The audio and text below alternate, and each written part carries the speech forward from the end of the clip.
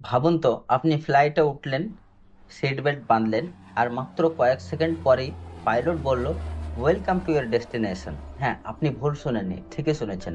তার কারণ এটি হচ্ছে পৃথিবীর সবচেয়ে ছোট্ট ফ্লাইট, যেটা কিনা মাত্র 53 সেকেন্ড ফ্লাই করে।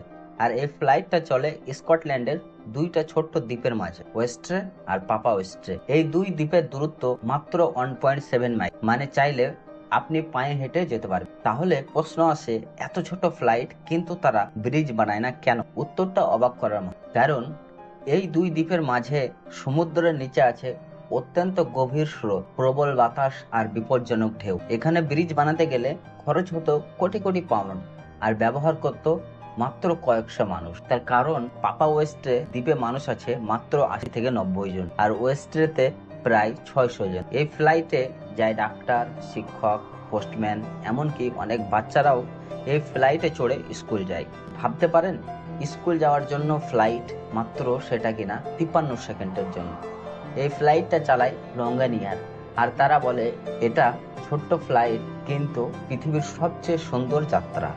কারণ সেই অল্প কয়েক সেকেন্ডে তুমি দেখবে নীল সমুদ্র, সবুজ দ্বীপ আর মুক্ত আকাশের স্পর্শ। হয়তো দূরত্বটা ছোট, কিন্তু অনুভূতিটা বিশাল। জীবনের প্রতিটি যাত্রা আমাদের কিছু না কিছু শেখায়, আর এই 53 সেকেন্ডের ফ্লাইট মনে করিয়ে দেয় यात्रा दौड़ नয়, अनुभवी असल सौंदर्य। ऐसा ही इंटरेस्टिंग वीडियो देखने के लिए हमें फॉलो कीजिए, लाइक कीजिए, कमेंट कीजिए, शेयर कीजिए।